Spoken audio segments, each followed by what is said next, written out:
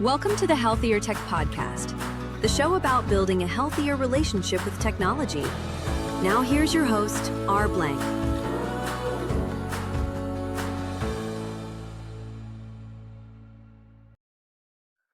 So with me today is Andrew McAfee. This is not Andrew's first time on the Healthier Tech Podcast. He's been here at least once before. I think it was episode 79. But I deal with Andrew quite a bit. He is the genius inventor of the nuisance current blocker, or NCB, product line that we sell at Shield Your Body. But he's not here today to talk about products or the NCB or grounding per se. For those who don't know or remember, Andrew is electrically sensitive. He's known that for over 2 decades. And it was when he and his wife had purchased a beautiful new home and started getting sick that Andrew started digging in and learning more and realizing that human-made electromagnetic fields were the cause of a lot of the illnesses and symptoms that he and his wife were experiencing. So Andrew dove in, studied and studied and studied, and then when that wasn't enough, went and studied some more. So even though he's formally trained as a musical conductor, he is now one of the leading experts on the intersection between electromagnetic fields and electrical wiring and the power grid, which is how I met Andrew. And it really is one of those areas where there's just not many people who know really how to do it, because the people who know about EMF don't really understand the intricacies of electrical flow. And most of the people who know a lot about electrical flow don't care at all about learning more about EMF. So that was something of a more meandering introduction than I'm used to, Andrew, but welcome back to the Healthier Tech Podcast. It is great to be back, R. Thank you so much. And so today I find you in North Carolina. Is that correct? I am back here in North Carolina helping some clients here, and usually I'm about 3 days a week up in Green Bank, West Virginia. I'm a licensed electrician in both states. Excellent. Congratulations. Yeah, I don't think we've actually spoken face to face since you got licensed. So congratulations. I know that was quite a journey for you. It was a long, long slog. So while you're in North Carolina, you mentioned you spend time up in West Virginia, and my understanding is that's the focus of what we're talking about today. So why don't you tell people, where in West Virginia you spend your time and what makes that place unique?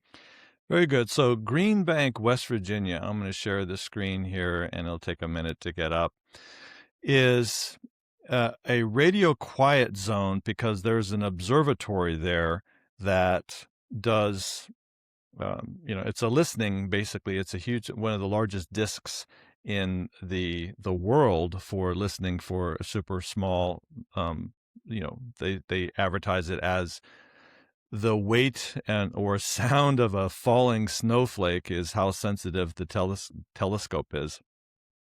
So the area has a protected zone that basically is a 10-mile circle around that telescope that's actually protected by state law. It's one of the only places that I know of in the country or anywhere that has state law actually protecting the levels of radiation that can be put out by anybody having a cell phone, Wi-Fi, and there are definitely no cell phone towers or 5G or all this. In fact, they've kept the power quality of the power grid clean, and local businesses, if they put up a neon sign, will have requirements. So if you can see this picture here of the square, a very small town in West Virginia, and there's an observatory there, and the you can see this in the background here, what the disc looks like. It's gigantic, but you can tell that there is a very, very large radio quiet zone that's like 100 by 100 miles. It's very, very large. But just this state law will project just a 10-mile radius just right around the Green Bank Observatory. That is where a lot of electrically sensitive people have moved in order to seek refuge from, cell phones and, all the things that your audience knows about for the new 5G, and so they've come here and, trying to live a better life, and now the industry has decided that Wi-Fi at the local school and businesses was going to be allowed. So I've stepped in to try to reinforce the existing RF levels that are enforced by state law in order to get them also for human beings. So there is a state law called West Virginia Code 37A, and it's known as the Radio Astronomy Zoning Act. And the state law is basically, within a 2-mile radius of this reception equipment, it's basically illegal because the levels are extremely low, 10 microvolts per meter measured at a distance of 10 feet from the equipment.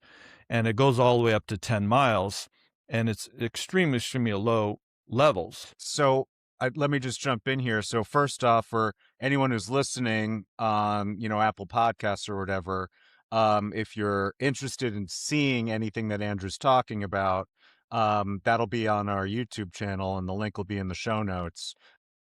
Okay, so stepping back a second before we continue screen sharing, as I was explaining a little bit earlier, this radio quiet zone was designated to protect the telescope. It wasn't designated to protect humans or other forms of life. But in the intervening years, as the amount of human-made EMF in the environment has exploded, people who suffer from sensitivities to electromagnetic exposures, some of them have moved to this area to just to live a healthier life, and for some of them to be able to live a life at all. And so you have this kind of conflict between the intent of the law, which is to protect the telescope, and how the law has been used by a lot of people in the population, which is to protect their health. And as wireless technology is advanced, for some of the people who live there, it has become quite an inconvenience to not be able to participate in the sort of modern connected world that we all live in. And so they had been seeking ways to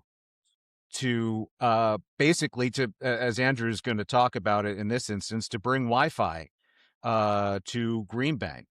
And my understanding, because Andrew, I was telling you, I just listened to a podcast on this, the Stuff You Should Know podcast. This was on it just like a week or two ago. I gather this is all afforded by Starlink direct connection to fixed locations. So as an example, ambulances and other first responders still can't have Wi-Fi and radios in their vehicles, but a school, because it's fixed, can. And that's at least my understanding based on what I learned on this podcast. But why don't so let me share my screen. Here we go. So yeah, we're at greenbanksafehaven.net. So again, the links to what we're talking about will be in the show notes, and the link to the actual video where you can see my screen are in the show notes. Please continue, Andrew. So the Green Bank Safe Haven is a website dedicated to those people that are electrically sensitive and moving to Green Bank. And on the About Us page, there's a great feature of a success story of Sue and John Howard that had moved there and had created a beautiful home.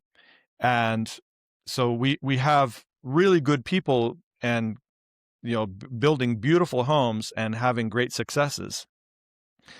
And the specific Wi-Fi issue you were talking about is actually a little simpler. You're actually going a little more complex, and that's okay. The local school basically wanted to have Wi-Fi routers, local emission, not from Starlink or anything, and they were trying to help the local school so you could have it on a few hours a day or whatever it is. The observatory, I think, has an agreement with Starlink that Starlink does not beam towards the observatory, and these actual satellites are supposed to turn off or redirect. Okay. So continue explaining. Very good. So the Safe Home helps electrically sensitive people like myself and John and Sue Howard move to Green Bank because it's very difficult. It's quite remote, and you need help getting connected with who's a good contractor, or how where you're going to get all your facilities and how you're going to build something, or what property you're going to go where, and how do you know it's actually a safe property? A lot of people that are electrically sensitive will move there or visit and say, well, I don't feel any better. Well, there's two things going on. One, the power grid is just like everywhere else, and you have to live away from the power lines. But the other one is our immune system is so tweaked by being exposed. There are a lot of infections associated with just having Wi-Fi and magnetic fields and electric fields from normal house wiring that create a certain consciousness and a certain feeling around us. And when we go to Green Bank, there's at least a 3-day detox, rewiring of the parasympathetic system to a person to actually feel normal again, to actually connect to the planet, to connect to the way we felt as a child that's fresh and optimistic. So people, if they can't make it by the first 3 days and have a place to stay that is actually electrically, either wired correctly or, in a place that is far from the power lines, they are not going to feel the difference. So that's the reason for Safe Home. And the other website is Protect National Quiet Zone. Yeah. Okay. So Safe Home is the organization that helps electrically sensitive people experience and consider moving and actually executing the move to the area, right? Yes. Yeah. And now we have protectnationalquietzone.org. So tell us about that. So when the observatory announced in August of 2025 that they were going to be allowing the Wi-Fi routers at the local school, I saw that as pretty much an endpoint to the protection that current Green Bank currently enjoys. They have a person that rides around in a truck taking measurements and making sure that the laws are enforced. But that is not going to be happening anymore, because if they're going to allow local Wi-Fi signals, then anybody could do it and anybody could have it. Just in the school, or could a resident install Wi-Fi? Well, if the radiation is going to be emitted from the school, then what would stop anyone else in the environment from doing it during the same time? And so who's the entity or organization that's quote unquote allowing this? Is this the state government, or is it the some kind of governance of the observatory itself? Who's clicking the checkbox to allow this? Right. So the observatory has its own regulation monitoring sort of enforcement system, and they're actually the first line of defense monitoring, and they would be the ones that actually report any offenses to the police. Let's say the state, if it has to be a fine or legal action. Mostly it's a letter sent from the observatory: you're in violation, let us help you accomplish what you want without the radiation. And then once there's an offense, they would, escalate. But most of the time, things are handled directly from the observatory. Now, what's different now is if the observatory is not complaining or reporting things, and then people more and more will be getting Wi-Fi, that is going to be a real problem for the electrically sensitive people that have been relying upon that monitoring. So on the website Protect National Quiet Zone, I created this to merge and join with Children's Health Defense to upgrade the legislative language in the state law to also protect humans, not just the observatory's needs, but use the same requirements and same levels or whatever, will be acceptable to the observatory. I imagine they'd like to, maintain their clean environment, to use that for humans. So Protect National Quiet Zone is now a website dedicated to hiring the legal minds, and we have succeeded in raising the $15,000 retainer to secure the McCullough group, the legal group at Children's Health Defense. And if you go to the donate page, you'll see that we have a fundraising campaign that has been successful. It just arrived on January. We're at protectnationalquietzone.org. Again, that link will be in the show notes. And then you just click donate in the header. And we've actually interviewed McCullough on the Healthier Tech podcast. It was only, I forget the episode number, but it was only a few months ago. Super interesting conversation with the guy about a lot of legal matters related to installation of wireless infrastructure. Sorry to cut you off, Andrew. I just wanted to make sure the link got said. Yes, absolutely. And they have some really good people at CHD supporting me. And on this page, if you scroll down a little bit, there's some flyers kind of targeted for different audiences. And if you're interested in learning more or to help us, I would encourage you to share these flyers with people to raise awareness about the different points that are important. And one is, everybody knows AI is coming, and the infrastructure for medical implanted devices that require medical tracking.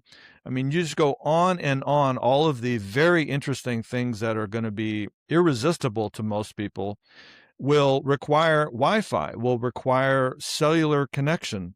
Mm-hmm. And it's unpredictable what's going to happen. But I imagine there's also going to be a lot of people that don't want to be tracked 24/7 and want to get away, or just for their health, have a place where they can go and feel themselves again and bring their family and their children to vacation, or buy a home where they can always go and have a clean place to be. And so the radio quiet zone, in my opinion, is the last place that's being protected, and we cannot lose it because it's like a control group. This is when everything else goes bad. Well, we can compare it to the radio quiet zone to see, what's the difference in lifestyle or health. But if we lose the radio quiet zone, it's a control group. Yeah, exactly.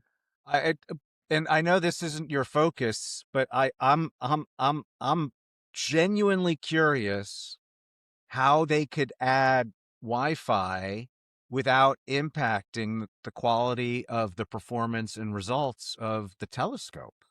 Do you have any knowledge on that, or what they're claiming? Well, it's very upsetting to me because recently there have been significant astrological events, astronomical, 3i Atlas and other pulsars and other events that have come in, and I've paid attention to the frequencies that they have emitted. And one was about 4.6 gigahertz, which is within the Wi-Fi router zone. You have 2.4 gigahertz and a 5 gigahertz frequency. So that was be completely washed out. Plus 3i Atlas was emitting things in the lower band where that would be all washed out. And it was very upsetting to me to realize that, well, now they're accepting radiation in the local that will completely wipe out all of these very interesting things that are happening right now that a lot of people are very fascinated about. So, but back to, yeah, I agree with you. I mean, this is just technologically such an important resource. In fact, um, one of the things I learned in the Stuff You Should Know podcast was that it used to be funded by the government, um, but the government decided to stop funding it, and all the researchers banded to who worked there thought it would be such a shame to lose this resource, so they banded together and got private sufficient amount of private funding to keep the observatory actually working, because the researchers who worked there believed in it so much. And like I say, it is such a unique resource, that just from that perspective alone, someone like me is interested in protecting it. But now, bringing in my experience with you, obviously, but also with all the people who contact me at SYB, and knowing that there are not many places left that can serve as a refuge for people, certainly not with infrastructure in place, right? It's one thing to go live in the middle of the woods. Um, it's another to go move to somewhere where there's stores and streets and neighbors, and still be able to live a lower EMF lifestyle. And there's almost none of them. And so to lose the one that we have, and it just seems very depressing and wasteful. And I don't know how to express it. I'm sure I can't as well as you can, Andrew. But that's why, I've seen your emails the past few months, and that's why I reached out to you and wanted to see if you wanted to chat about this, because the Green Bank radio quiet zone is a really important concept. It gives a growing percentage of the population who are electrically sensitive and are aware of it. It gives them, even if they can't move there, it gives them a source of hope and inspiration, and then, of course, to the quality of life of the people who've actually taken the time and effort to move there. This has got to be incredibly disruptive. Well said. The people want it. Both the electrically sensitive people and the researchers want to keep the radio quiet zone. There are always going to be other factors, big telecom and other people that want to just assert their rights to make, have business and do whatever they're going to do. But it's now a time, I think there's a window of time where the actions of individuals like you and me stepping up and making things happen will tenfold be effective. So everybody needs to get together right now, support the National Quiet Zone Act to basically support our future funding, lobbying, people traveling in as experts, giving expert testimony and witnesses to the legislature in West Virginia to secure this final place where we can go. And there is no cell phone towers, there's no Wi-Fi, there's no FM, there's no AM, there's no infrastructure there that will be defended financially by like you said, most people will just go and they'll try to go and vacation somewhere. But all of those areas tomorrow, you can have a cell phone tower pop up. Boom. So this is the only place that right now doesn't have any infrastructure, and we are securing it to make sure it doesn't happen so we can all have a place to go. Yeah, even in national parks now, they're, putting up cell towers all through the national parks. And yeah, it's getting harder and harder to find those places where, throughout the national forests. I used to live in a national forest, and, the only time we had cell reception was when there was a fire, and a forest fire. And so they'd come and put up these temporary towers so the firemen could talk to each other, and then when the fire was out, they pull them out. Well, let me address that communication issue because it's a real hot button fear point. If you needed to be reached at any moment, you can have a satellite phone and you can be reached. So there's not needed to have a 5G or cellular phones or networks or anything. Right now, you can have emergency contact information through the satellites, and there are enough satellites to have a sat phone.